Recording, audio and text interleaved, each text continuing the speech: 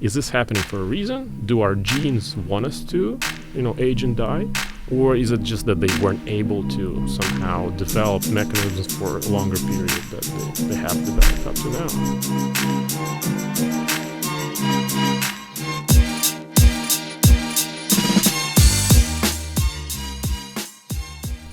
And welcome back to another episode of Ameer Approved. I got a special guest today, and his name is Yuri Deigin. He's a serial entrepreneur, an expert in drug development and venture investments in biotechnology and pharmaceuticals. Since 2013, Yuri also serves as vice president of the non-for-profit foundation Science for Life Extension, whose goal is the popularization of the fight against age-related disease. Now, before we begin today's episode, a couple of house cleaning notes. Number one, like always, if you're watching this on YouTube, make sure to subscribe and hit that bell notification button so you get all our brand new videos that come out every single week. And number two, guys and gals, if you are listening to this on iTunes, please head over to iTunes and leave a review. Every review helps. In fact, I'll be picking 1 to 2 lucky winners every single week to earn $20 in Bitcoin. Now, without further ado, please welcome Yuri. Thank you. Thanks for having me. How you doing, man? All right. Not too bad. Thanks. It's been a while. I think it's been like a year and a half since I saw you. Yeah. It has. So what's new in the field of life? Well, actually, life extension as a theme itself has picked up a lot. It has, yeah. And definitely a lot more investment coming in than a year and a half ago. Yeah. I think people are kind of waking up to the idea that it's a good thing to live longer, and it's now that we have to find technologies that will help us do that. So yeah. I think it's getting much better. If I look back at even 5 years ago, it was considered somewhat like a fringe topic to be able to be doing research in aging mechanisms. And even scientists are saying that they were kind of hiding it. Aging scientists, they were like, okay, I'm doing research on cancer. And people are like, yeah. And if they said, I'm doing research on aging, they'd be like, why would you be trying to live longer? Don't we have an expected lifespan? It's not natural to age and die. But now people are, I think, they're waking up that, dying sucks. Of course it does. Try to live as long as possible. And do you think the narrative, though, is changing? Because I know David Sinclair. Yes, he's definitely popularizing this idea on going on Joe Rogan and other. I love it. I love it. Yeah, it's a good podcast. And he's been there twice in the past. And, I've been following epigenetics and life extension for a long time. As you mentioned, 4 or 5 years ago, it was fringe, and I was talking to people at epigenetics, like, Epo, what are you talking about? Stem cells, huh? I'm like, okay, just wait and see. Mm-hmm. The thing I like about David, though, is redefining aging as not aging as in goodbye, but aging as a disease. Right. Yes. That's a huge narrative shift. It is, and it's not even fully accepted in the scientific circles. There's a huge debate even among gerontologists whether it's okay to consider it as a disease. So even some gerontologists are saying that we should prolong life, saying no, but aging is not a disease.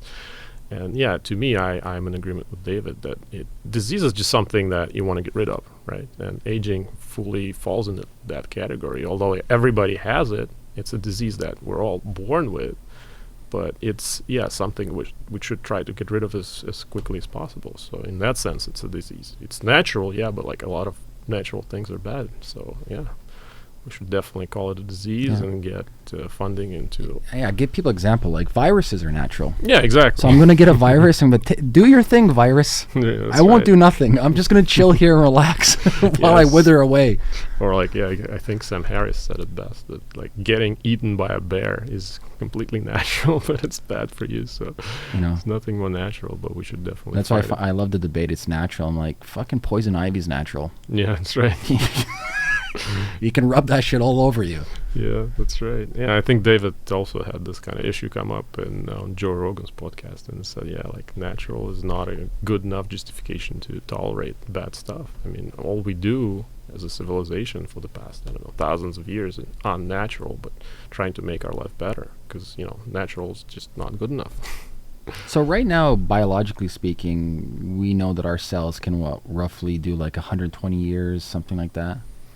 Well, some cells already do, like neurons. They're long lived, and like you're kind of like born with the neurons that you're gonna die with. But other cells divide all the time, like epithelial cells, and they have very different lifespans. Like depending on their specialization, like cells have very differing lifespans. Some are like very long lived, like neurons, and others like even or blood cells. They get renewed every like 3 months. Few or something, months. So but I think cells are capable of living much, much longer, like individual cells. Forget about like the cell lines, which could be immortal, or like even our own, like the germ line, the line of sexual cells that we came out of, is tracing back for billions of years to our common ancestors. So it's not a problem for like the cell population to be supporting itself indefinitely. It's just like our organism, it just seems to have a very like narrowly defined lifespan for each species that you're kind of born with, and for each species it depends on its place in the hierarchy of like its consumption, its ecological niche, where the top predators live longer, like we do, or I don't know, like lions, but like animals on the bottom of the pyramid for some reason are much shorter lived, like mice who only get 2.5 years to 3 years to live. So I think that's the enigma, that's the secret. We have to kind of figure out what are the mechanisms that are making some animals live much longer than others. But do we know right now what's the mechanisms in humans that make us age? Well, not really. I mean, we know the hallmarks of aging. We know what goes wrong. I mean, we can see all these kind of systems start deteriorating at like a pretty young age, like starting with the immune system. The thymus starts to involute, like deteriorate at like 12. With the onset of puberty, it already starts to shrink. Other systems are only doing, like starting to degrade at a like higher age. Say your cardiovascular system is like 25, 30. That's when it goes down. Like that's why athletes usually retire by age 40, or in some sports even like age 30 is the limit. The limit, yeah. Yeah, but we see those processes, but we haven't yet gotten to the bottom of why they occur. What is it exactly that, and how can we intervene to not have this occur? We're not there yet. We kind of see some patterns, and we already, I think the field is coming to the realization that it's epigenetic processes that control these kind of changes in what happens to these systems. Like the gene expression is the mechanism that controls these changes. And we kind of at this point where we have some proof of concept interventions, like the Yamanaka factors that I'm sure you want to talk about, that seem to roll back the aging process. But we're not yet at a point where you can say, okay, like this is how aging works and this is how we can stop it. We're only like trying to like figure out all like a jigsaw stuff. Puzzle. Yeah, I think it's like we're trying to determine an elephant in like a dark room. We're just trying to see, is it an elephant or is it like a... Is there consensus though on mutations of cells? I mean, there was the mutation theory of aging was pretty popular, like maybe a decade or two ago. There's definitely mutations happening, and in different types of cells at different speeds. But scientists just can't. They were trying to see if mutations are the biggest driver, that they could be the causal role in aging, but they just don't seem to be. I mean, different tissues have different mutational load, and different animals that have very different lifespans have very similar levels of mutations. So kind of that alone tells us that that's not really the answer. But mutations occur, and they definitely play some role. And it seems that at some point our bodies are kind of toning down the ability of our cells to, first of all, detect mutations, and second of all, to deal with them. I mean, and that's at that point, that's when cancer starts to skyrocket. Which is my debate. I tell people, I'm like, if we can live longer, like that's the first piece of the domino. That everything, like as you age, as your body starts, I want to say, let's say slowing down, right, you have a high propensity to get cancer, and depending on your life, so all these other factors, right? But if you can kind of extend your telomeres and keep the health of the reproductions of your cell, so the copying of the DNA is 100% data, dense, Right. as opposed to like, oh, it's like a photocopy analogy, right? The first one's good, second one's like, yeah, 90%, third one's like, then you're down the line like, what the fuck is this? Yeah, that's definitely like how mutations occur. That the more copies you make, the higher the chance that you're going to make an error in something that matters. Because of course, DNA, like only like 10% of it in each cell is like protein coding. Yes. So what actually matters. But yeah, down to some level of you can tolerate like some level of mutations where nothing really changes in the cell. It's still operating as if nothing really bad happened. But at some point, if you do it long enough, you play that kind of Russian roulette long enough, you're going to get mutations. And that's the current thinking of like the driver mutation theory of cancer, that you need like a few driver mutations to occur in a single cell simultaneously, and that's when the cell becomes cancerous. And I mean, yes, the longer you live, the higher your risk of getting cancer. But it's just the question is, why do some animals get cancer much sooner than others? Like for a mouse, it takes it like 2.5 years to develop cancer and die. For elephants, even like don't seem to get cancer in their lives at all. At all, yeah. Or at much lower rates. And whales too. I mean, they're mammals too. They're closely related to us, but they can live 200 years without cancer, and they're huge, right? They're like a million times bigger than a human. So obviously we understand that genes have certain mechanisms that they could use to not have cancer, but for some reason we haven't developed them, or maybe they're only active up to a point in our life, maybe post-reproduction, after which they just seem to be toning down. And that's the big question. That there's another debate in the gerontology field: is this happening for a reason? Do our genes want us to age and die, or is it just that they weren't able to somehow develop mechanisms for a longer period that they have developed up to now? The same debate can be for cancer. Why does cancer even exist? Yeah, exactly. And there has to be some reason it exists. Yeah, well, I mean, in I guess in biology, everything is kind of viewed through the lens of evolution, and it's obviously to preserve energy, though, if we're looking at nature.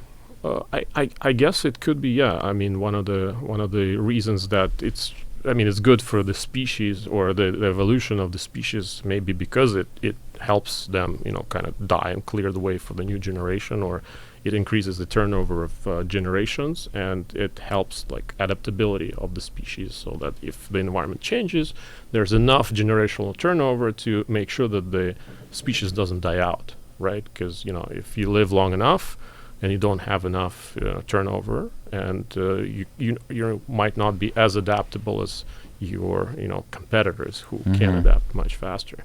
And that's one of the theories that what could be why aging could have evolved, like what is the benefit of aging to not an individual but to a species. And this kind of comes back to like group selection, and whether selection operates at a level of species, or does it only operate at the level of individuals. And of course I'm of the view that there's definitely some group selection, and it operates at different levels of like the fractal levels of organism and cells, and down to like single nucleotide, single genes. I always tell people it's kind of a mind fuck for them. I'm like, you realize like we have this thing called the mitochondria, right, that has its own set of DNA. Like, what? I'm like, yeah, dude. Yeah. Circular DNA. That's huh? right. I'm like, yeah. And we still really don't know too much. Yeah. The history of like, how did it come there? Did we evolve with it? Did we co-evolve? Did it like take us over? Like, I don't know. Yeah, it's actually a good point, because there's some like, I don't know, fringe or non-fringe opinion that maybe it's the mitochondria that are like really the hosts of the organism. We're just doing their bidding, and because they're much more successful than us if you view it through the lens of how many DNA copies they have around, like in the biosphere. There's much more mitochondria DNA in you than like the genes. There's a good book for that, Power, Sex, Suicide by Power, Sex. Yeah, this book is good. You might know the author too. Here it is right here. Power, Sex, Suicide. Nick Lane. Haven't heard. Yeah, he's a like science journalist, and he goes through like the history, and he talks about that thing too. Okay. It's like the mitochondria take us over. Mm-hmm. Because back then, like we looked at like the atmosphere, like through carbon dating, there was more hydrogen. The oxygen hydrogen levels is like could it be we're just a big host for this? Yeah, I mean, definitely worth considering that. That could have, at least that's could have how it started, right? Like mitochondria were using, like they were parasite, because you could see it all the time, like big animals being used by like small parasites. Oh yeah, parasites. Whoever's, if you're listening to this or watching this, if you like, just go to YouTube, and this isn't for like the squeamish. Yeah, like the ants. Or Yeah.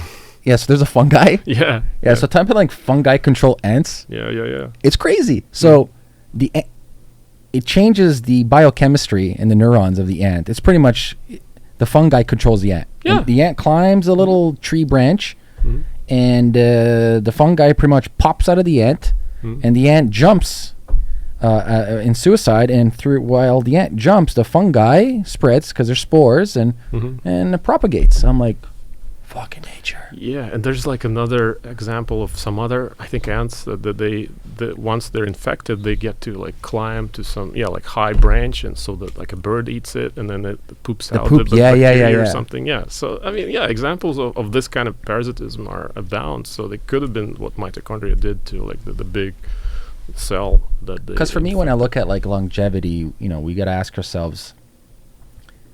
And we're just in the early days of this, right? Yeah, absolutely.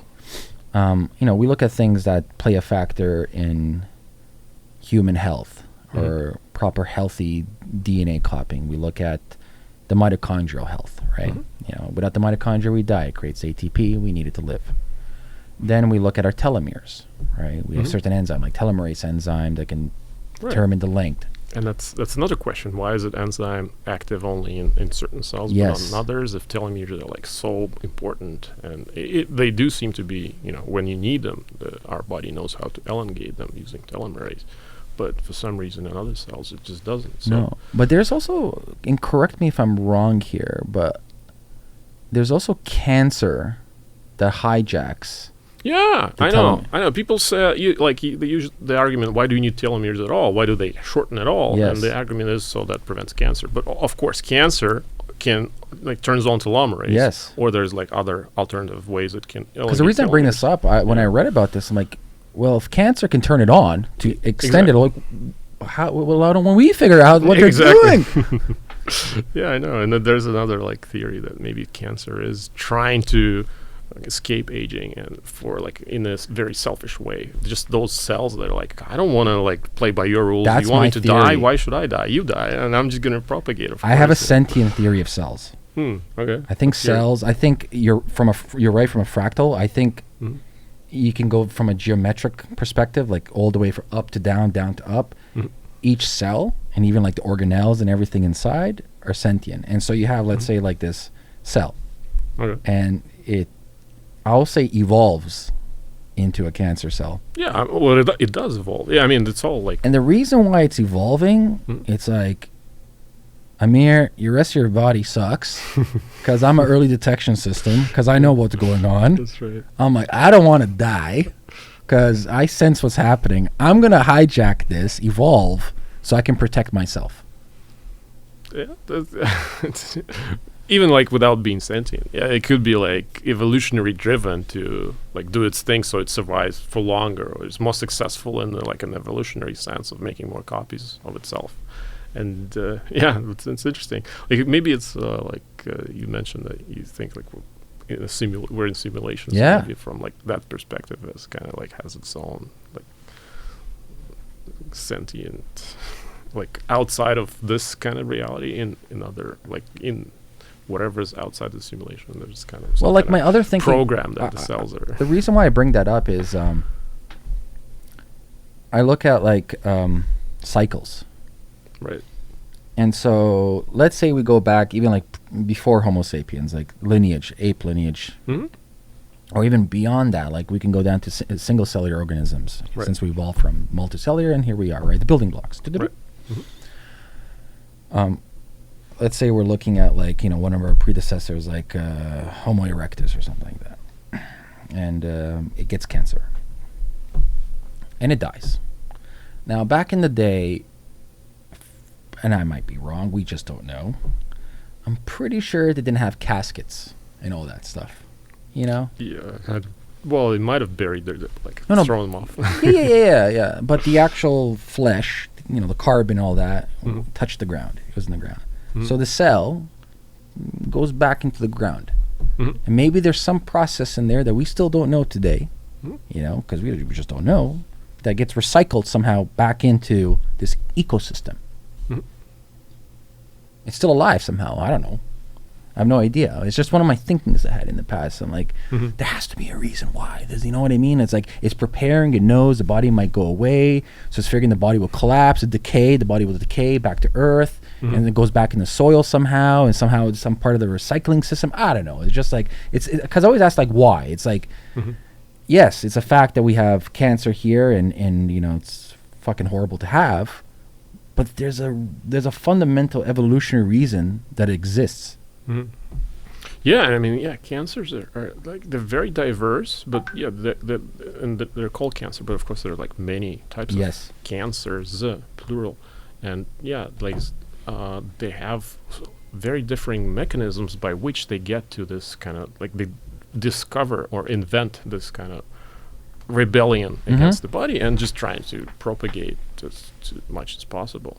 Of course, eventually it does lead to their demise, so they're not, I guess, that sentient. That's my thing. I don't know if it does actually lead them to their demise. Mm. Like through the decay. I don't know how long it takes for a body to decay, but it's back in the earth. It decays. Mm-hmm. So you think there will be like free living, like even though the body decays, the cancerous cells are able to sustain themselves somehow. Yes, or Mhm. we talked about this before. There's no free will. So it's already pre-programmed in the simulation for this cell to do its thing because it needs to fulfill a role to go back to fit into another piece of the cog.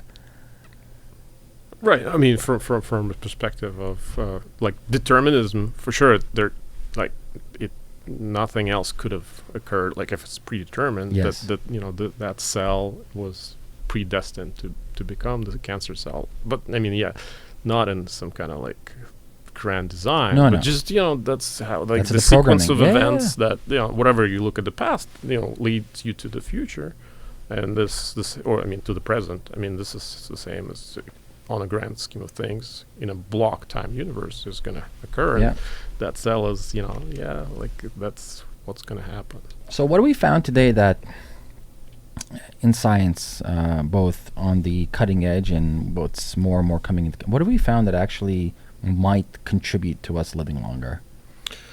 At this point, I mean, there's some things that are kind of on the cusp, on the horizon, that just might make it to the clinic in the next 5 years, like senolytics. I'm sure you've heard of those. Like they're trying to clear these senescent cells that we have, and this theory was developed, like I think in the past 5 to 10 years, of like senescent cells being one of the drivers of aging. And so the idea is if we get rid of them, if we get rid of those senescent bad cells that are kind of poisoning the organism, maybe we can prolong lifespan. And they have demonstrated this in mice that like if you clear senescent cells, those mice seem to be living longer, living healthier, not by much, but like maybe 20 to 30%, which for mice that's not huge, but it's something. Mm-hmm. So they're having some clinical trials right now of these senolytics, and if those are successful, then within 5 years. So how does that mechanism work? So how are they administrating this therapy and what's it doing? Well, there are different kinds of senolytics, and some are you just take a pill, like there's like anti-cancer pills. There's injections, you can just inject it, and they're like one of the clinical trials is the arthritis trial, osteoarthritis in the knee, and they inject it into the Well, knee what cartilage. is it? What are they injecting? It's one of the molecules. It's proprietary, like this. It's a company. proprietary Yeah, molecule. it's I a gotcha. Proprietary molecule. They're studying that is like preferentially targeting those senescent cells. So it's not killing normal cells, but it's only killing those bad cells that we want to kill. So it's kind of cell or aggressively, I want to say aggressively, but recreating autophagy. Pretty much, yeah. I mean, ideally, those cells should have committed suicide, self-destructed, but they don't, and that's why, like cancer cells, and Yes. actually senescent cells. There's a theory that those are kind of precancerous cells that were recognized that they have some kind of problem and they just stop dividing, but they also, instead of killing themselves, for some reason stick around. Yeah. And so the idea is that just like we target cancer, we can target those cells, and hopefully, if there's some kind of burden of those cells in the organism that is causing it to age. So oral injection, it's a proprietary molecule. The cell absorbs the molecule and it stimulates autophagy. Yeah, I think it's. I'm not sure about like the exact mechanism by which they kill them, but I think they induce apoptosis. Yeah, I think that the cell just commits suicide essentially, or maybe they use the immune system to like macrophages, like killer cells, white blood. Yeah. They just At the end of the day, they're just doing house cleaning. Pretty much, yeah. And the idea is that in place of those bad cells that they killed, there's just going to be some nice cells, good cells that are like stem cells will replenish that kind of tissue with good cells, and they'll prevent aging or some kind of like health decline or extend health span for a long period. And that's on the horizon. And it won't make us immortal or really produce huge rejuvenation benefits, because we see in mice it's only like a minor in terms of like it's not doubling lifespan, and maybe it's increasing it by 20%, but it's at least it's something. Because at this point we're like, to answer your question, and this is a very long-winded answer, we don't really have anything that we can use right now and extend our lifespan significantly, or even like by like a measurable, like say 5 years. We don't really have anything. So nothing's there. Right now. We have these kind of lifestyle things that we know that if we don't do them, we can like kind of shorten our lifespan. Sure. If we smoke, if we're obese, if we eat shitty food. Yeah, drink too much alcohol. Sure. We know like the person who does all this bad stuff versus the person who does all the good stuff and say exercises and like goes to the sauna or whatever, like the difference in lifespan is like maybe 14 to 15 years, in like a couple of studies that looked at lifestyle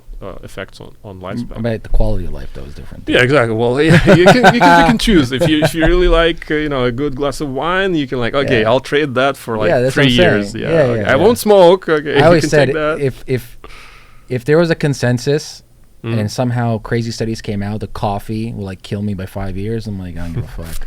Yeah, although thankfully it's the opposite. It actually seems to have some. It's good. It all depends. I think it depends on your liver enzymes. Like you can run a 23andMe and look at your the genetic data, and you can see how kind of some people like fast metabolizers, slow metabolizers. So it's, for me, it's like I just fucking love coffee. Yeah, I know. Same here. So it's actually like always good to find a study that supports whatever you're already doing, as that's a good thing to do. And especially for like there's very interesting studies on like a tangent, like coffee and prostate cancer for men. Really? Yeah. Oh, okay. Yeah. Yeah, but they said that there's like an association, small one, with people who drink coffee, that they have a small increase in the lifespan and like lower mortality and maybe like cancer risks. Yeah, it has some antioxidant, like chlorogenic acids inside of it. But so we have that in. Let's talk about the Yamanaka factors. All right. Yeah. It's my favorite topic. Yeah. First of all, what are they? Well, Yamanaka factors are like the transcription factors that this guy Shinya Yamanaka discovered back in like 2006. He was basically looking at things that can rewind a cell back into embryonic state. And he was looking at like a panel of 24 different genetic factors. Like a transcription factor is just like a genetic mechanism that goes inside like the nucleus and like changes gene expression, changes what genes are turned on and off, and can do like a massive kind of remodeling of a cell.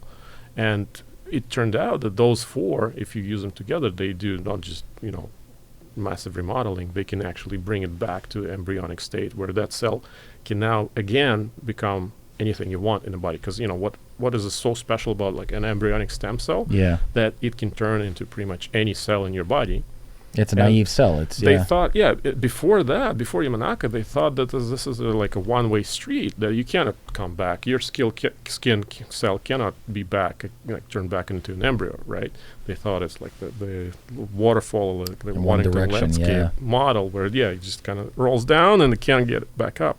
And Yamanaka like turned it all on its head and said, no, you actually can. You can. Any cell that has a nucleus can turn back into like embryonic cell, and again, you can create an embryo. Like you can create your own clones from your skin cells or whatever, and other kind of cell, which is a scary prospect, but that's beyond.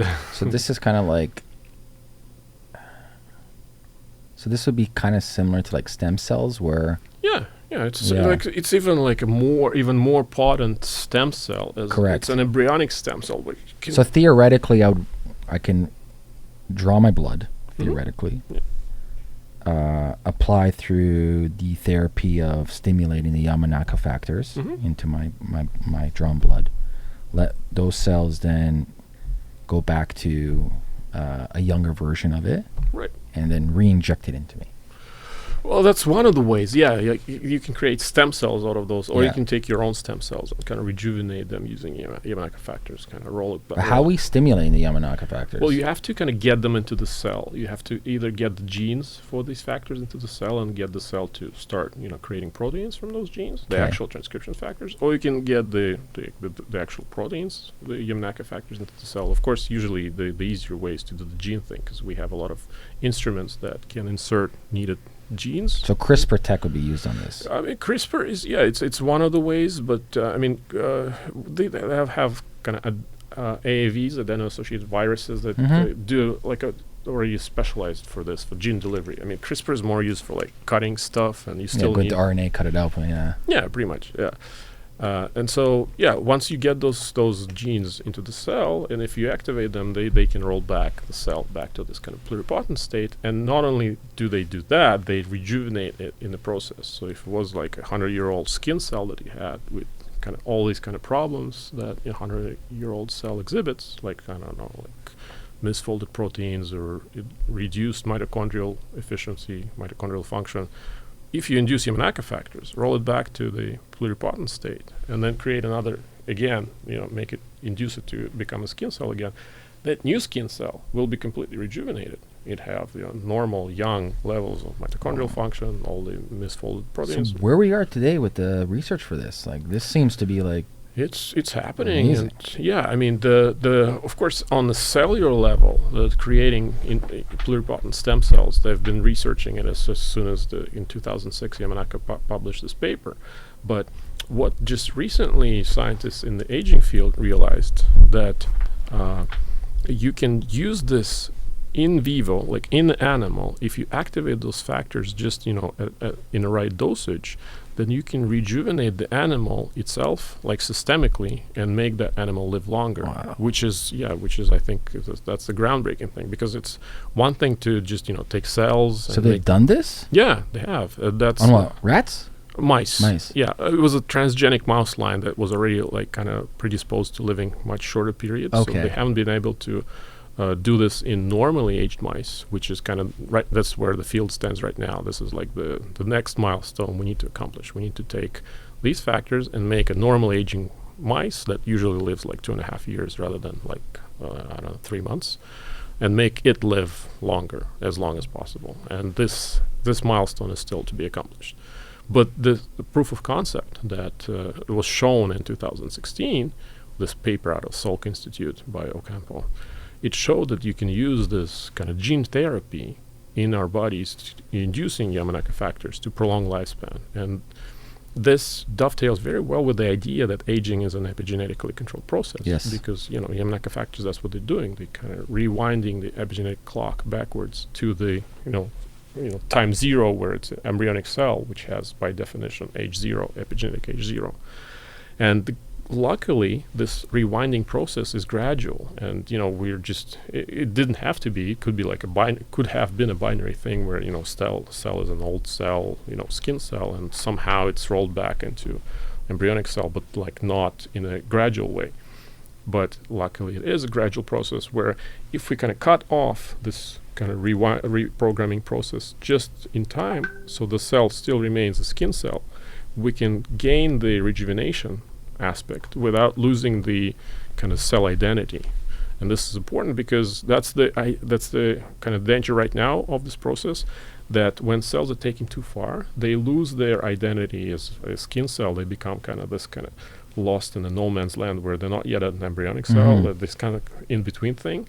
Then you can get all kinds of problems, and that's why animal dies. They develop these teratomas. It's pretty much like cancerous tumors from this process, and this is what we need to iron out. We need to make this process safe, so that there's no side effects, and then of course efficacious, so that it extends lifespan by significant amounts.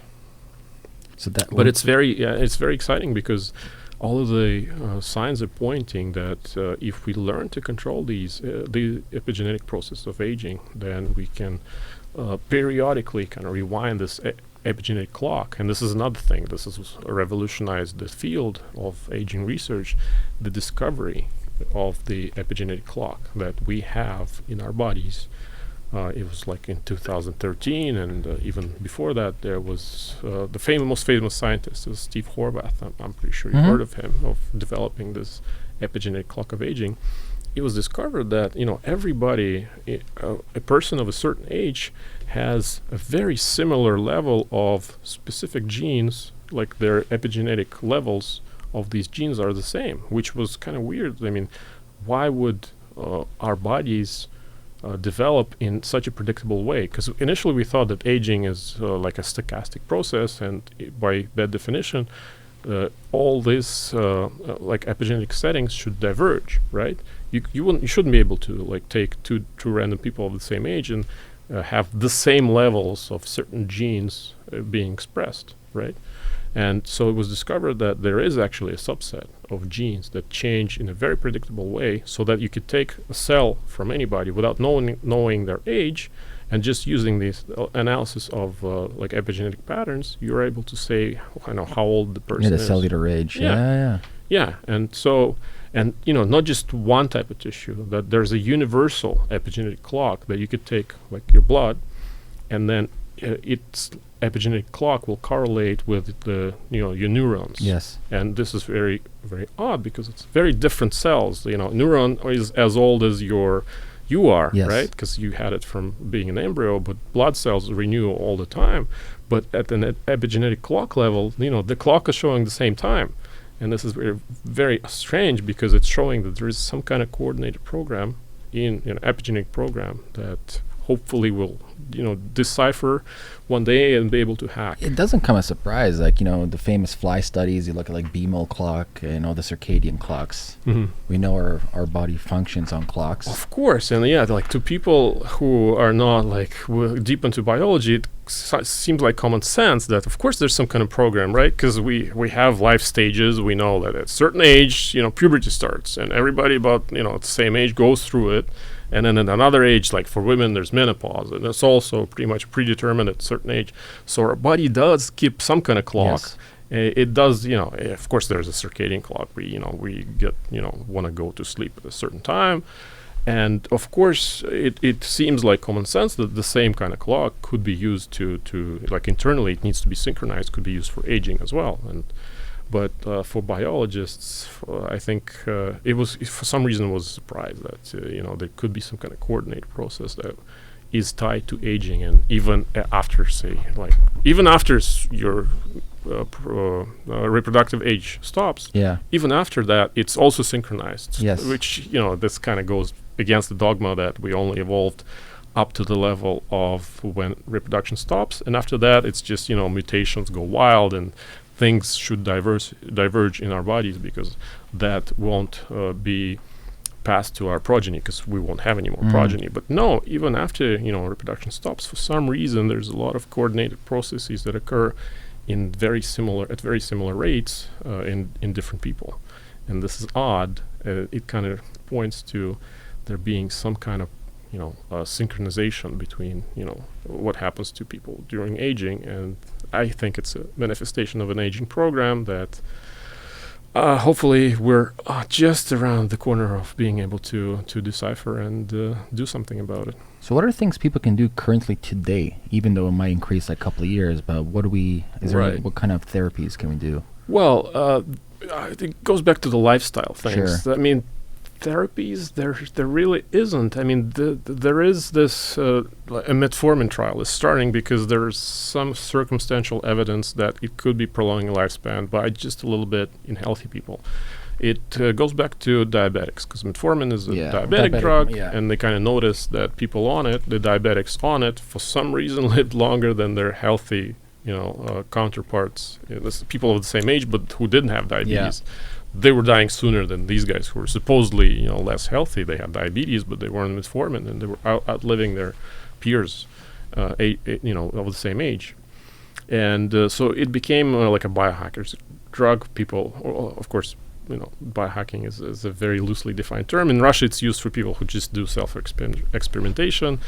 In the West, it's used as people who do like gene therapy in their garage or create, I don't know, some beer that glows in the dark. That's biohackers. But basically, people like were self-experimenting for decades. They weren't called biohackers, but they were doing it. They were taking metformin, and there's been like online communities of people sharing their stories of people.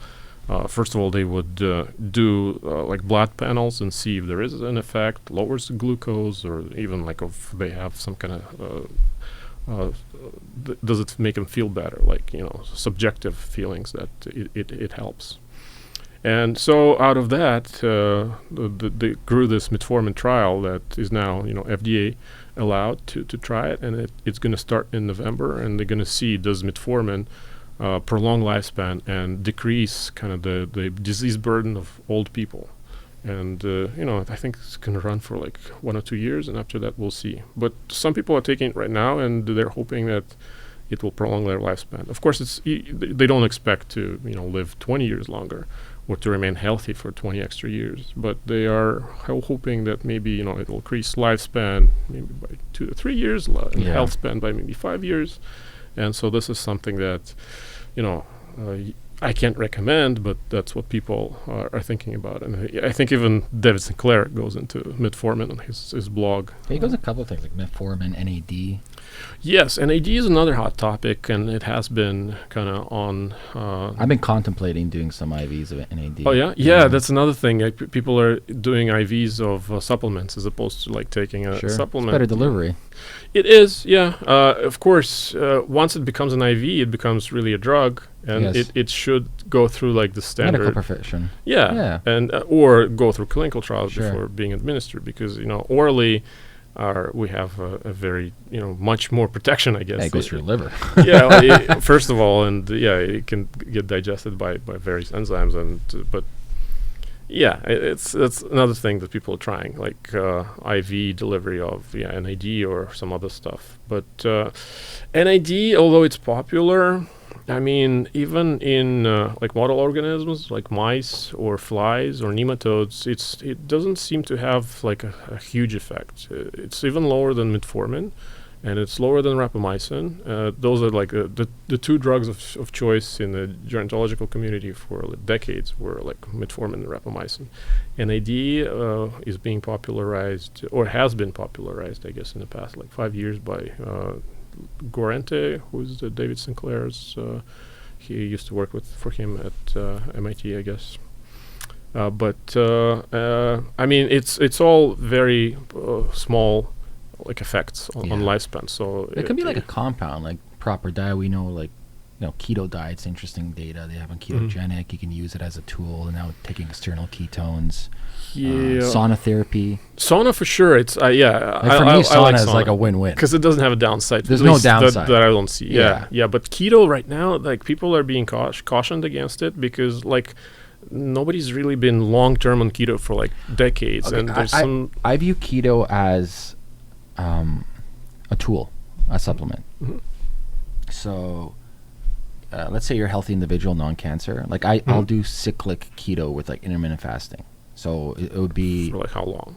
It can be like I go keto for 3 days. Oh, okay, yeah. Like I use it as a tool, kind of like let's clean my cells out a little bit. No sugar. Right. I'll do sauna therapy. So more or less, kind of like very targeted. Yeah, for sure. It's always a good thing, like to go low on sugar and Yeah. So for me, it's like you're right. I think unless you have there's very good studies on keto with cancer, specifically if you have brain tumor, like amazing studies. Like amazing. For sure. Like go on PubMed and. The problem there is people with cancer, they don't normally live long anyways. It's just a matter of some people are thinking like keto, I'm going to go long term for like 5 years. Yeah. And there's some data now emerging that, it could be damaging your... I think it's you could get insulin resistant, although like you're not eating sugar, but you're on keto. I think it all case dependent, Yeah, it's just...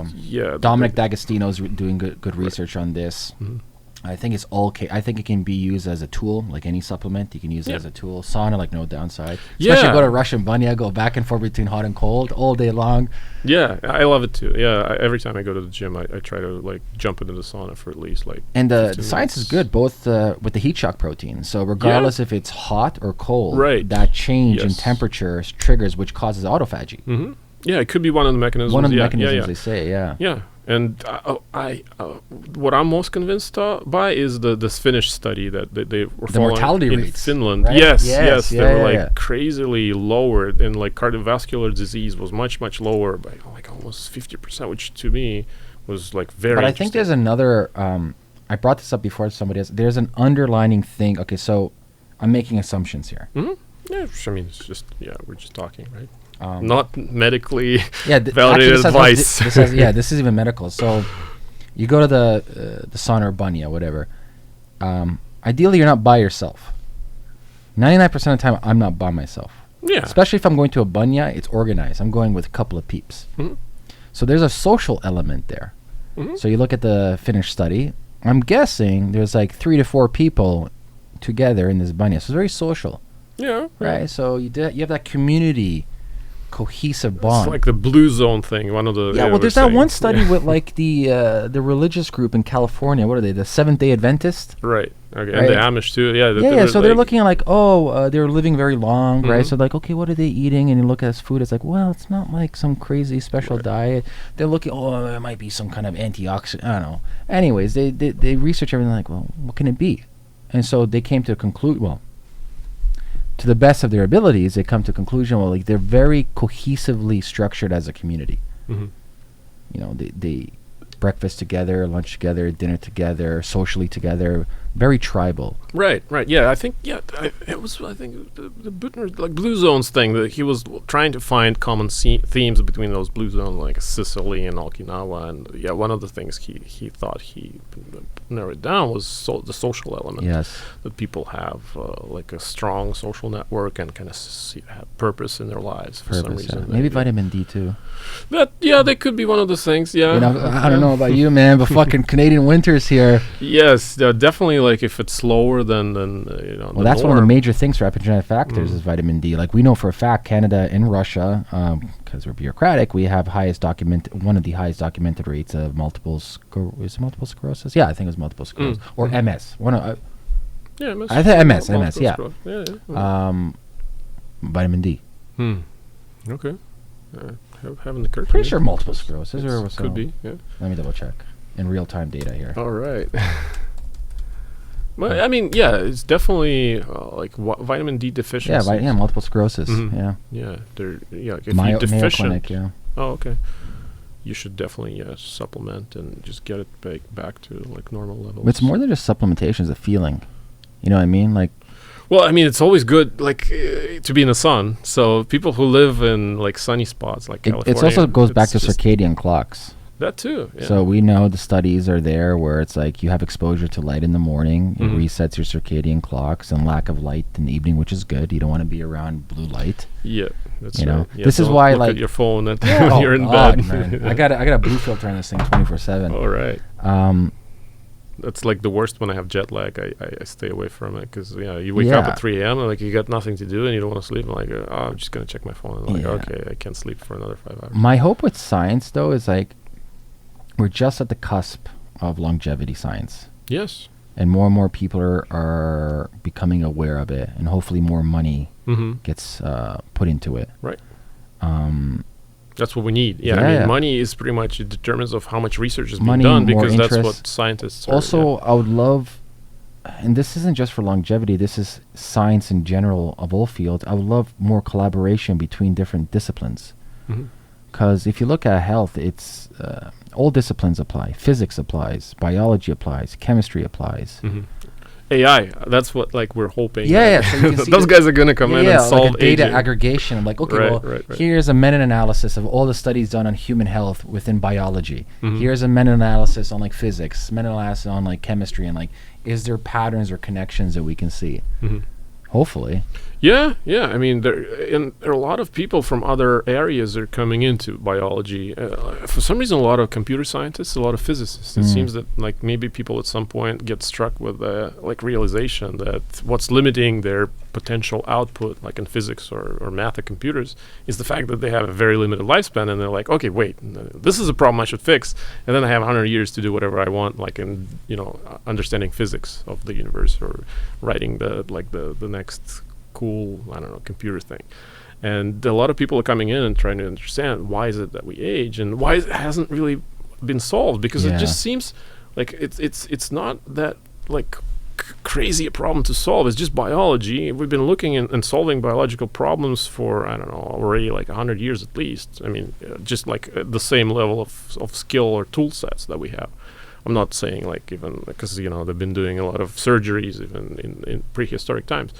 But it's just that we haven't really moved on aging, on understanding the mechanism of aging for so long, and people are outside of biology are wondering what's wrong with us, like or what's wrong with the scientists. Why can't they figure it out? It just seems that we have all the tools. We can sequence the genome, we can understand cells, even sometimes like in real time we can look inside the cells and see what's going on. But for some reason, we just can't tie it back to this kind of overall process of aging and why does it occur. And hopefully like this will get solved in a very short, like in our lifetime, like a very short time span, maybe even like within the next 20 years we'll have a much better understanding that will result in meaningful life extension and therapies that can give us, I don't know, like decades of life, maybe even hundreds of years, because that's like, this is really what we're after. We don't want to live just like 5 years longer, because that's not interesting.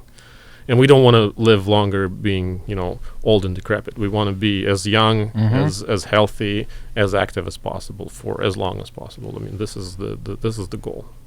It'd be interesting how people respond with the implication to society. Well, I mean, it's definitely.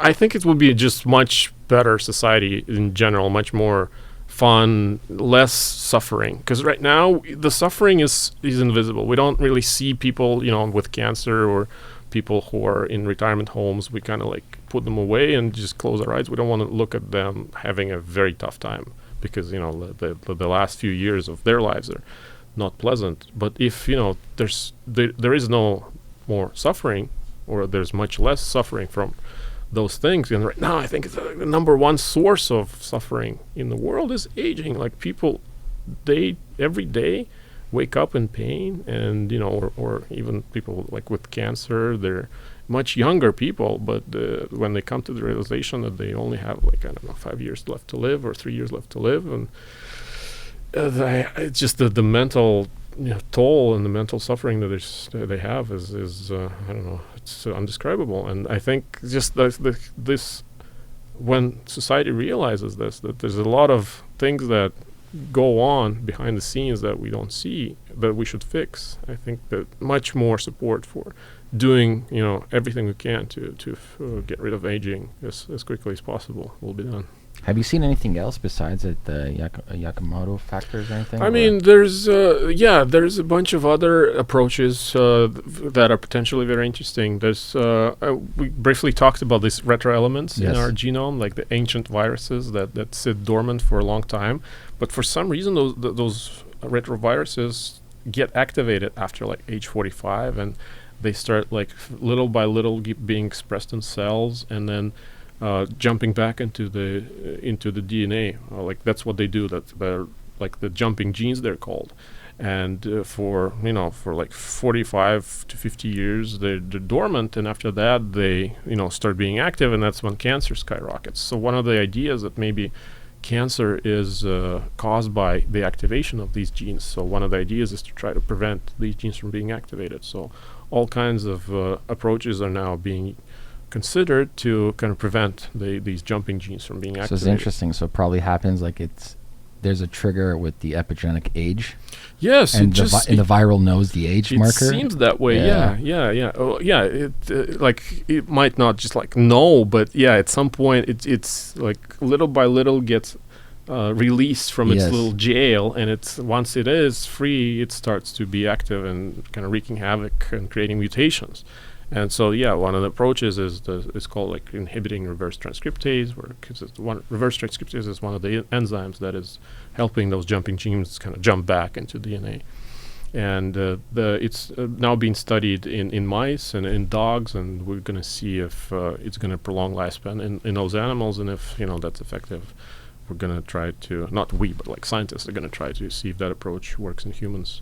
It's quite promising in my mind as well, because cancer is like it's number 2 killer in terms of aging. I mean, heart disease is number 1. Like heart disease is a category including stroke and like cardiovascular stuff, heart disease. But cancer is like a close second, and in terms of suffering, I think it might be even like worse than heart disease, because you don't want to have to pick which kind of suffering you have. Ideally, you wouldn't want either of those. But I mean, cancer is a big component of age-related deaths, and so if we can decrease that by inhibiting jumping genes, that we already gonna have like small victories. So most likely, though, realistically, it's going to be a multifactorial approach. Sure. Whether it's this or Yamanaka or in stem cells, either or, but it's going to be many different therapies as opposed to like, this is a holy grail. It could be. Or, I mean, it'd be great if there's just one thing you kind of turn on the like Yamanaka factors for a little bit, and they completely rejuvenate you, and you don't have to do this for another like 2 decades. That's what David Sinclair preaches right now. He's like, okay, we're going to insert these genes in you, and then you're going to take this doxycycline, this antibiotic that activates those genes. You're going to do it like every other decade, and I mean, that's the goal. That'd be great. But I mean, right now we shouldn't for sure rule out any other approaches, because we don't know who's gonna or which parts of the puzzle who's gonna develop.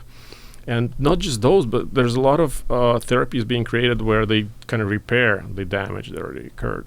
Yeah, there's like cross links in our collagen. Who's championed that repair like mechanically? Probably Aubrey de Grey? Yeah, that's right. Yeah. The Aubrey de Grey, the SENS approach, this strategies for engineered negligible senescence. I know Vitalik gave a donation to them. Yeah? Yeah. Oh, yeah, he did. He donated like $2.5 billion in Bitcoin to SENS, and also I think Michael Antonov of Oculus. Because correct me if I'm wrong, their thesis is more kind of like a car mechanic thesis. Absolutely, yeah. They're not about program like of aging at all. Build a new piece and put it in. Yeah, they're like saying, we're no different from cars. We have metabolism that is creating damage, so why don't we just, without even knowing why this damage occurs, we don't want to know, we're gonna fix the damage, and we believe it's gonna take care of aging. That's the Aubrey de Grey approach. And they have the 7 categories of different kinds of damage, and they have projects working on fixing each one. And some of the projects are already advanced enough to turn into startups, but others are still kind of in the lab. But I mean, although I have a differing view of how aging works, I fully support their approach, just because we're gonna need to clear damage or fix damage anyways, and if they find ways to clear our like beta amyloids or our cross links in our extracellular matrix, that'd be great. I mean, why not? You can use it in conjunction with other therapies, or maybe stem cell therapies, and that's actually another thing that we didn't touch upon in terms of like what people can do today. Some people are doing stem cell therapies, and like anecdotally, a lot of people are swearing by them. I have friends of mine, man, they love it. Love it. And there's research like even in done properly. It's just that, I mean, the field of stem cell research is a little bit weird, because a lot of it is done in secret or offshore zones, because people, first of all, they don't want to like go to jail if they mess up illegally. Sure. And secondly, I don't know, just historically it happened that they all kind of went offshore, and they have no reason to publicize it. If it works, they have good clients who are paying them a lot of money. But there's anyways. also different types of stem cell therapy. Yeah, and that's the thing. Yeah, they get very different. It's like a craft. It's not even at this point as so much a science as it really is a person. If he knows what he's doing, he found some kind of technology that he can maybe isolate the right stem cells or rejuvenate the cells in a way. and then he knows how to inject them back into the patient in a certain way or in certain areas that produce benefits that the patient needs, then that's what he's going to do, and he might not even want to publicize it if it's like a trade secret to him. And that's another thing that people are making money on this, and they have like a differing incentive from like the humanity approach, where human rights approach, where like you should be doing it not to make money. We should eradicate aging. Yeah. I mean, to get rich is a secondary thing. Funny, so. And that's like one of our things that we're saying mission first and profit second. And to us, it's much more important that we fix aging, even if we don't get a cent from this. Correct. If someone else does it, we're just going to be just as happy. I agree. I think there's also a problem with the public with a moral and ethic scope. Mm-hmm. And I'll bring up this story with Nazis and Russian scientists. Mm-hmm. So we can all agree that doing experiments on humans that don't want it. We don't agree. It's not ethical for sure. Yeah. But it's the data that we got from the Russians and the Germans on human behavior, and for example, steroids. Mm-hmm. It's very important data. I don't know if Russians did. I mean, I know the Nazis did. Oh yeah, there's Russians and Nazis both. There's a bunch. Oh yeah. Okay. The thing I would like to see though is like, let's say I have a disease. We'll call it disease X. Why can't I donate myself as a human being to this study? Mm-hmm. Like, I think we need to have more kind of same thing in startups. We have sandboxes, mm-hmm. like new type of regulations that we're allowed to experiment. Mm-hmm. We should have and it's very political with the FDA and all this. And this is why a lot of people go offshores, right? There's a lot of politics and money and this and that, self-interest. I get it. I know the system. But if you are a consenting adult, and let's say you're like 50, 60, and you have this disease X, and you know your life expectancy is like not mm-hmm. too good, and I have same disease X as you, like, sign me the fuck up for this trial. I don't care how unethical it is. Because right now I'm at 0. Right. I mean, that was one AIDS patients back in the 80s. Yeah, like 0.1 chance of anything from 0, I'll take it. Mm-hmm. Yeah, and I mean, they I think they spearheaded this, like people with AIDS, and FDA actually relented and allowed like for like self-experimentation or I think disease therapy of last resort. I forget what's called. I think exactly. It's therapy of last resort. Yeah. Like basically, if you are terminally ill, FDA says, okay, you can try whatever the hell you want. Yeah, we're okay with this. But it's just, I think you can, like right now, if you want to self-experiment. No, not me self-experimenting. Say you and I are scientists, right? And we want to get this research done. That's what I'm saying. So we get funding, $1 million. We can do this research, phase 1, phase 2. Mm-hmm. But these participants are volunteering to do it. Mm-hmm. Like right now, there's certain like standards. Like you can't test this on humans. I get it, but if I'm like at my last straw over here, like fucking, let's do it. Yeah, I mean, I think like right now you're allowed to. Like if you got volunteers willing to try your stuff, even though it might kill them. The regulations are they have to kind of prove it's worth it, and you should prove the safety in animals first. And of course, it could take it could take you 5 years to prove it. And this guy's saying, I don't care. I'm just willing to try it. People don't really understand how long studies take and how much money studies take. Yeah.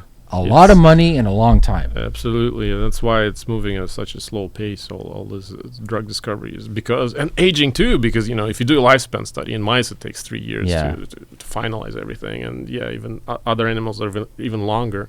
And that's crowdsourcing studies. I always said there has to be some mechanism where because the thing is, like, if I'm a company, if I can't profit from this, I'm like, why am I going to fund you? Yeah, pretty much. Yeah. So you got to look incentive models, right? And that's right. And in Russia, we have Open Longevity, which is like the patients' rights organization, trying to model this crowdfunding clinical trials idea.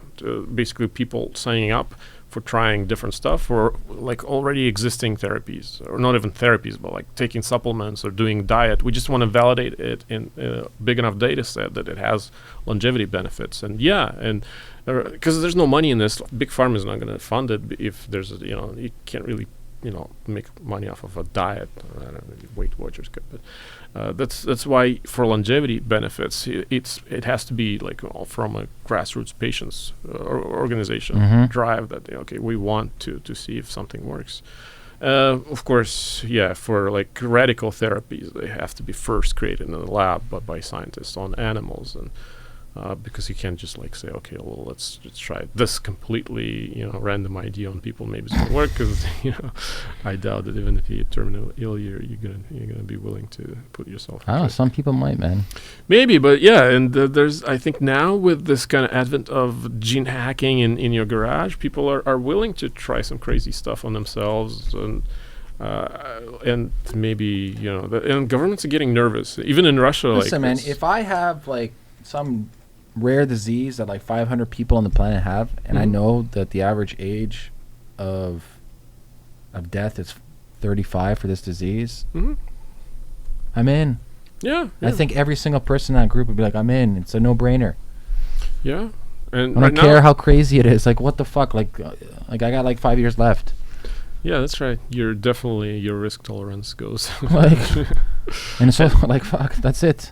Yeah, and I think that's one of the groups doing right now, like teaching people genetic engineering so that they can like reverse engineer some drug that cost a lot of money, like like a gene therapy that costs $1 million. You can really theoretically make it in your garage for like $1,000 or maybe $7,000. But for you to do this, you kind of need some very basic biology skills. But if you're first of all, if you're not living in the States where you have this drug available, you're not going to be able to get it. So if you teach yourself, that's my only worry with any of these drugs in the future or therapies. It comes like from the movie Elysium. Right. Yeah. I go up in orbit. I don't know if it's going to be like that, but Matt Damon's going to say. Yeah, he comes. Are you hearing this, Matt Damon? But for me, I just like look at stem cells. Fucking expensive stem cells are. Yes. Even like standard like IV NAD that you get, like one shot's like $350. Yeah. Like, who's walking around with just extra three? Like I'm talking People about are making money off of this. big money, bro. Yeah. Big money. But we get something like full stem cell injection. We're talking about like $25,000 fucking dollars. Yeah, like Panama stem cells. Yeah, Panama, New Mexico, takes whatever. A lot of money. Yeah. So imagine like you get something like whether it's like new improved Yamanaka factor types of theory or whatever comes out in the future. Like for me, my kind of concern is, and I'm glad you brought up do-it-yourself or reverse engineering, well, basically people of great affluence can only afford these therapies, and then you literally have you have a splintering of species. Yes, and this is what like many people like who just hear it for the first time. That's their prime objection. Like, will this be available only to the rich? Yes. And if it is, maybe we shouldn't do this. And of course, the answer is no. It won't. Like initially, it will be maybe just to maybe like first couple of years. But as soon as people figure out what it is that can greatly extend your life, they're gonna reverse engineer it. And even like if we do this, if we're gonna like put it out in the open.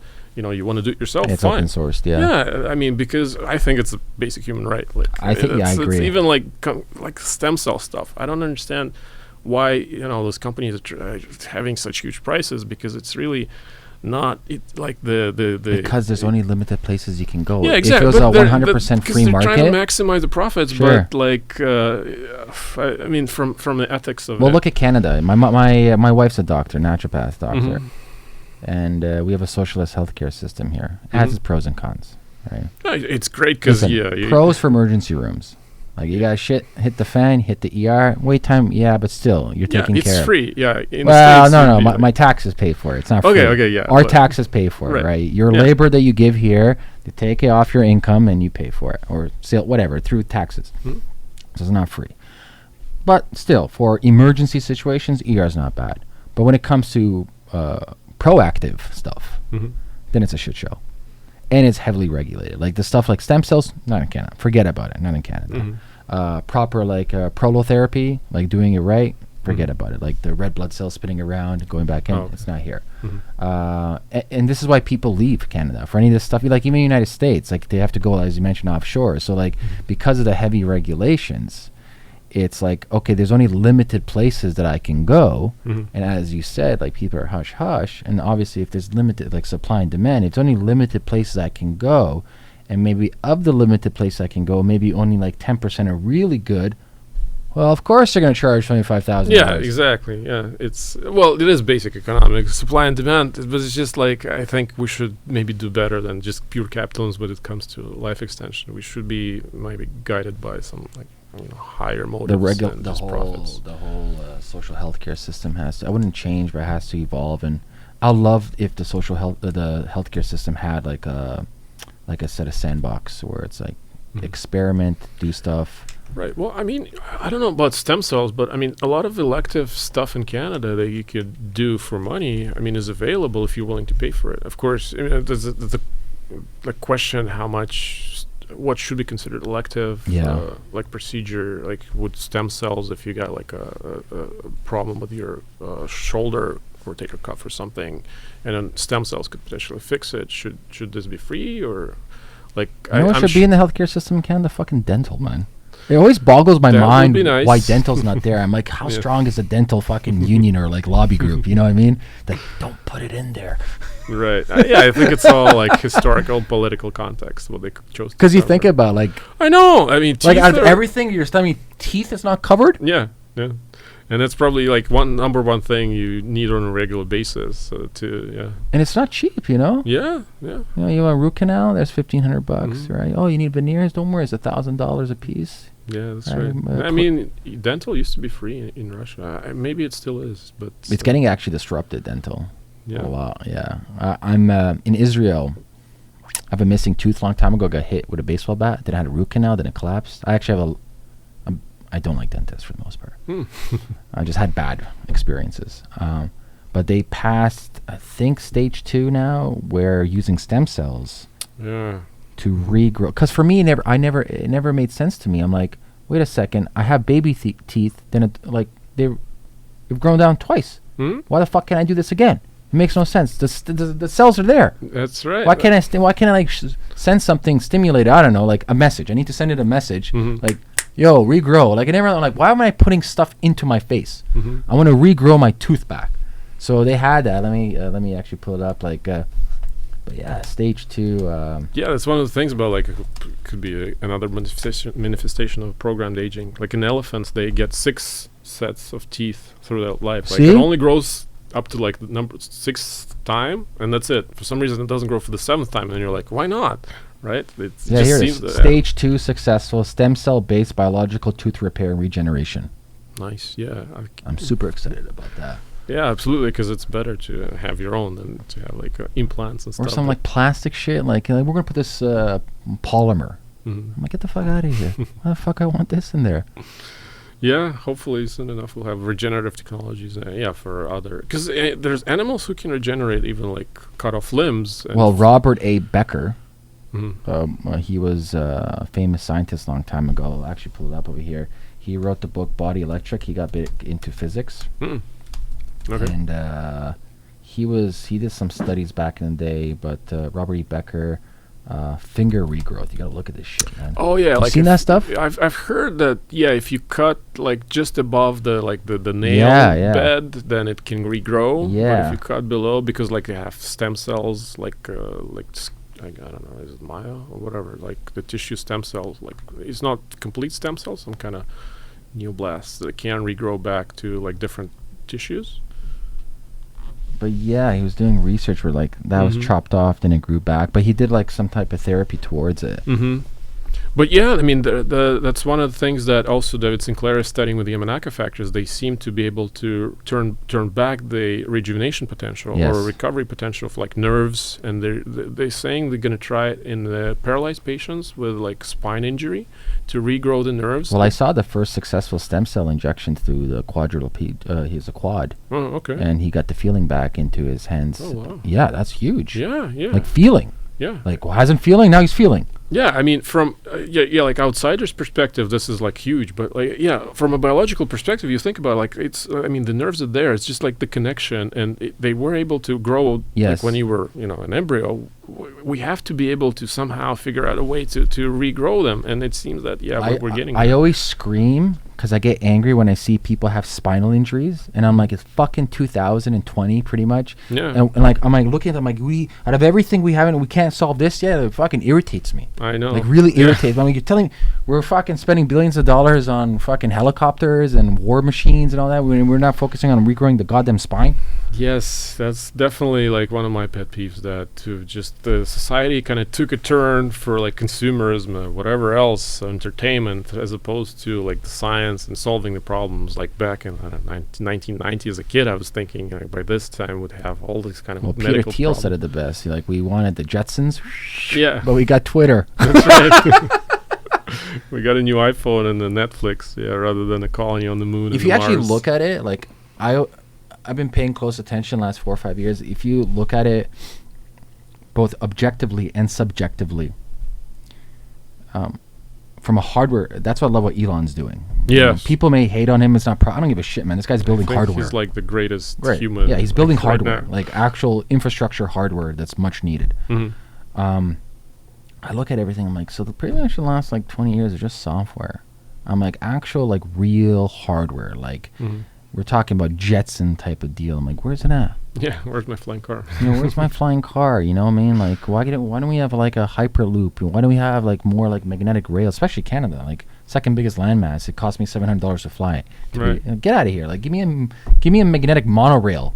You know, 700 clicks, boom. You know, like, where's more infrastructure hardware development?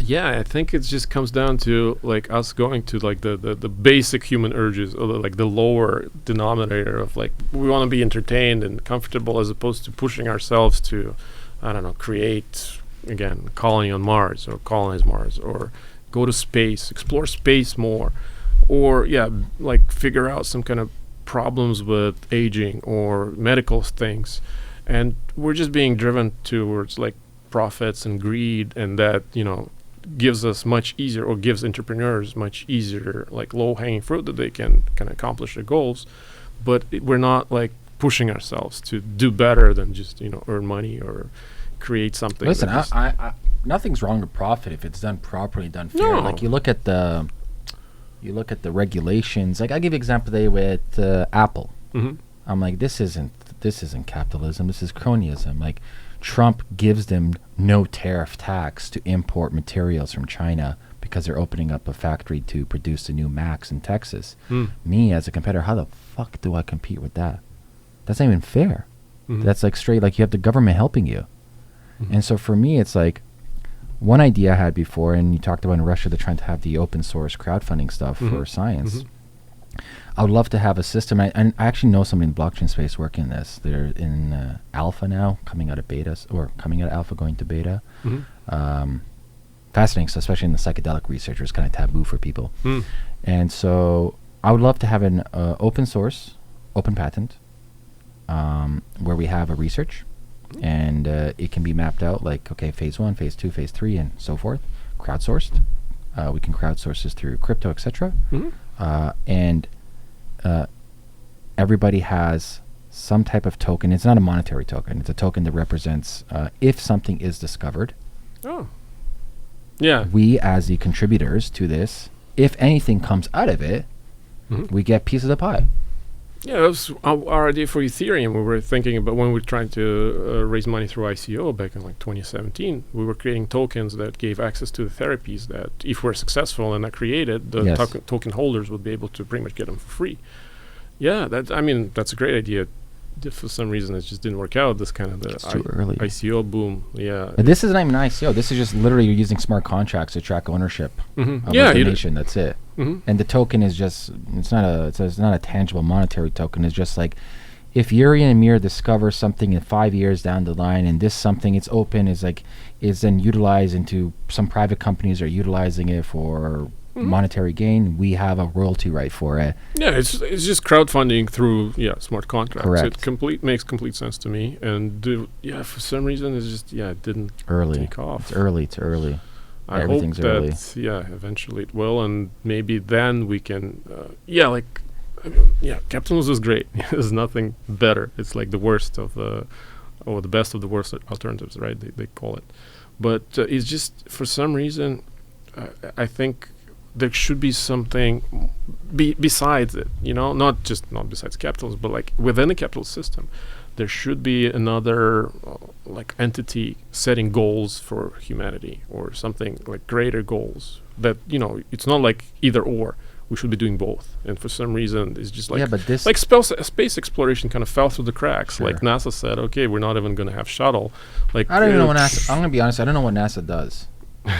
Yeah, for the past like 20 years, I guess not much. It's just that's why Elon could like come in contract. Told the American government like NASA's not doing anything. Joke, man. Well, like any big it's like cancer, I guess.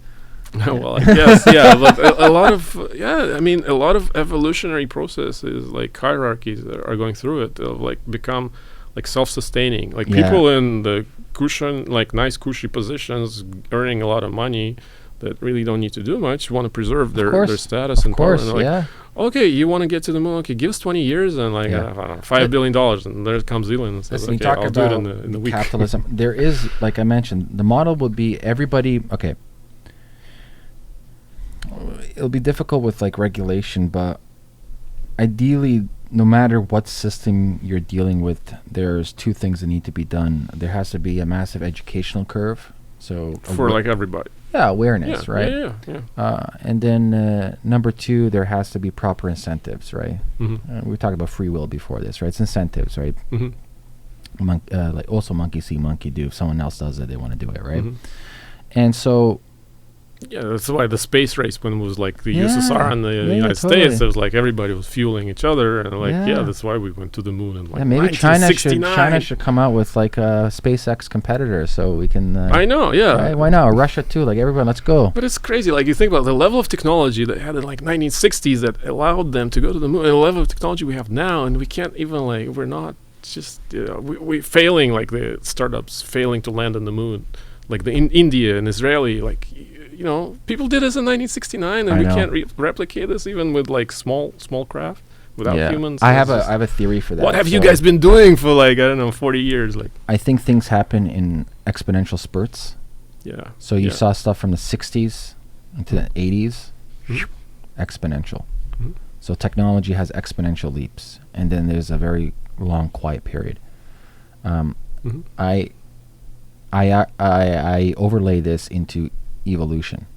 Yeah, absolutely. So when I look at evolution, I believe in Darwinian evolution, but I don't believe in the way of like, well, it took 5 million years to get there. I'm like, really?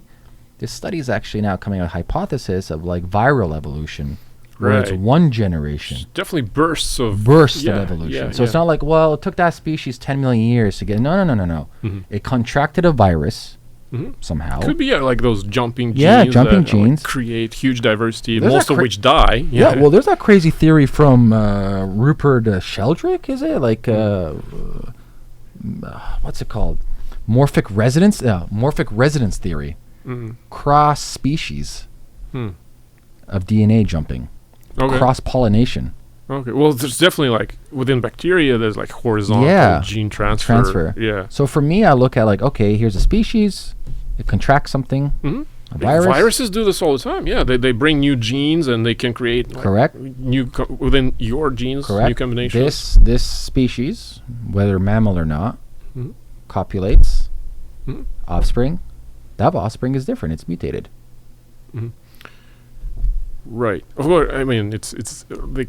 Not mutated as in like chromosomes, they have to like match up, but it's not physically mutated as like, oh my god, it looks completely different. If they can like copulate and like if their chromosomes can line up, you can have like cross species like a mule, right? It's like a donkey and a horse. I'll give an example of a species changing its epigenetic behavior. So they looked at wolves now in Chernobyl. So there's a lot of wildlife. So there's also a misconception that it's like people forget like ionized radiation. Like we've been exposed way more than Chernobyl, way more. The Earth, I'm saying. Yeah. Like ridiculous amounts more. But scientists go in there. They look at the wildlife. It's popping. Like it's good for them over there. Obviously, first generation, second generation. You're the first of the brunt, But what they found with the wolves around Chernobyl was very interesting. Their antioxidant levels. Mm-hmm. And so they found out, I forget what markers of antioxidants they were, actually let me pull it up, but the Chernobyl wolves, they found they're producing at a level of 4 times higher the rates of antioxidant production. Okay. Because of the surrounding area. So I'm like, there's real-time evolution. Oh, for sure. Real-time evolution. You can see, like after some kind of accidents, you can see species adapting very quickly. There's this moth in England, I think, like they used to be black because of the charcoal or something, and then they mutated to be white or vice versa. You can see examples of, like evolution taking place before our very eyes. And like in, I guess, radiation is a huge trigger of evolutionary diversity because it creates mutations, and I'm sure, there's a lot of truth to that, evolution happens in bursts. And there has to be usually some kind of external pressure to create this kind of need for evolutionary kind of the experimentation. And then whoever survives is left to kind of enjoy the prolonged period of relative calmness until the next kind of viral, maybe an outburst of a huge virus that was responsible for diversity in millions of years. It could be happening again, and maybe it'll wipe us out like humans, but it'll create some new diversity, like new species. And man, we supposedly killed what is it called, Neanderthal. Yeah, we wiped them out. We definitely. Well, we bred with them too. What did they say? 5% of humans or something, or? Well, we have. I think I checked my 23andMe. I have a 3.5% Neanderthal genes in me. But we definitely have interbred, and I guess we outcompeted. I mean, those guys died out, and we didn't. And continued on, and I don't know. Who knows? There's a lot of probably randomness involved in who gets to survive and who doesn't. I mean, if an asteroid falls... Listen, it's all environment. Like what happened during K2, you know, the big event. What happened, when the asteroids fall down? What happens when you have, what do they call, E-life or Earth-level extinction events? Right. Hopefully we won't have another one in the nearest future. But I mean, those, they have these kind of the separation points, between the different, strata of fossils that we see that, oh shit, it was a huge dying out, and then there was a explosion in new diversity, a It's all cyclical, man. Yeah, for sure. That's what I said at the beginning. It's all a simulation. That you could rise be true. up, right? Then you go back down. You go to the next one, and so forth, and so forth, and so forth. It's one big cycle. Yeah, we could be, on the cusp of creating our own simulations, and we will. I told you my theory. I'm telling you. Yeah. I'm telling you, it's true, man. I actually believe in, I think there's a huge probability that we are within a simulation, and it's good to be living in this kind of interesting time. Sure. I think Nick Bostrom alludes to that too, that it's kind of weird, are we really this lucky to be living in just the time when things are going to take off? I mean, look at, previous history of humanity. People throughout their lifespan, nothing was happening. Yes. They would be born, and by the time they die, nothing really changed in the world. But I will go along with Sam Harris' take on this. If we're able to survive from a geopolitical standpoint with human behavior in the next 100 years, we'll be good. I think 100 years is more than enough. Yeah. I mean, technology but is we're moving at that, so quickly. and Eric Weinstein talks about this too. We're at that tipping point right now where humans are fucking dumb. You know what I mean? Unfortunately, people, we're not as able and to control our so urges as this might even apply to AI. Sam talks about this. It's okay, if we find out that Russia's going to get some amazing AGI tomorrow, and we know for a fact that AGI compounds in intelligence per day. Well, what kind of AGI? Is this comrade AGI? I don't know what kind of AGI. And you're the United States. You're well, I'm not taking no risk with this comrade AGI. No, exactly. Then what happens when that happens? Well, doomsday machine. Yeah. So if you can't have it, no one's gonna have. Or if I can't have it, no one's gonna have it. And so I view I mean, I think AI researchers know about this, and that's why they're so open. All this research, I mean, they're sharing. They're hoping that there's never going to be this kind of huge like inflection point, binary thing that today there's nothing and tomorrow's huge AGI. Yeah. It's going to be very gradual, and everybody's going to know about it. So, and people will be able to replicate it. Like even if it's happening in Russia, it's going to be happening at the same time in the U.S. and. Yeah, and I think the biggest risk is actually that like the whole humanity is not just that one country gets it. It's just that AGI kind of wakes up and looks at us and says like, I don't need these guys. Well, I think Sam Harris too. I think yeah. for him that's the biggest. My theory for risk. AGI, if it, like, pretend I'm just like, okay, so the problem with people thinking what AGI will do is they're thinking in human terms. Exactly. Yeah. So I'm like, how the fuck can you relate to this AGI? Get out of here. Everything you're saying is redundant. Now, I'm going to use basic human logic here that might apply. I'm not going to think like the AGI. I'm going to assume things, right? Hypothetically, if I'm this super entity, I'm still in software mode, right? I'm living on hardware. Yeah, you need humans to feed you, basically. Yeah, exactly, right? So I need tangible physical material to live on. Hmm? Cool. And I scan the world and I realize what's here. I get the 411 of Earth, the history and all that stuff. You recoil in horror, like Yeah. these people. That's what they do. They kill each other for land and oil. Like humans, we're nomadic, right? We conquered the Earth. Bipedal. We got bored. We hunted food. We went everywhere. Look where we are. We're all the places, right? We're travelers. One of our biggest urges. Yeah. Like, yeah. Wonders. There's even theories like it's in our genes to travel. Like there's some kind of speculation for that. So if I'm this super omega AGI and I've done the 411 of Earth, I would be like, yo, this place is boring. I'm out. Like I would leave. I look out in the stars. I'm like, I'm on the next, then maybe I'll hijack what's happening in Tesla and like, build me this like fucking rocket. Or maybe it's already here. That's why they're trying to push the fucking Tesla. They need to go to Mars. Like, I'll get the fuck off this boring planet. I'm off to the galaxy. Because realistically, like, what's, at the end of the day, it's like, okay, it's like, here's Earth. I'm like, what's this? Like, it's boring. Well, yeah, I mean, if it wants to colonize the universe, it has to kind of start somewhere. But, yeah, I don't know if it would be willing to kind of self-destruct in horror that the existence is here boring. Yeah, right. I want to say self-destruct, but it's like going to be curious, and it's going to. Because I mean, if it goes somewhere else, wouldn't be able to sustain itself unless it builds like a spaceship and a civilization of like machines on Mars that are able to like mine Mars for. But we're assuming resources an AI needs machines like so. You look at like.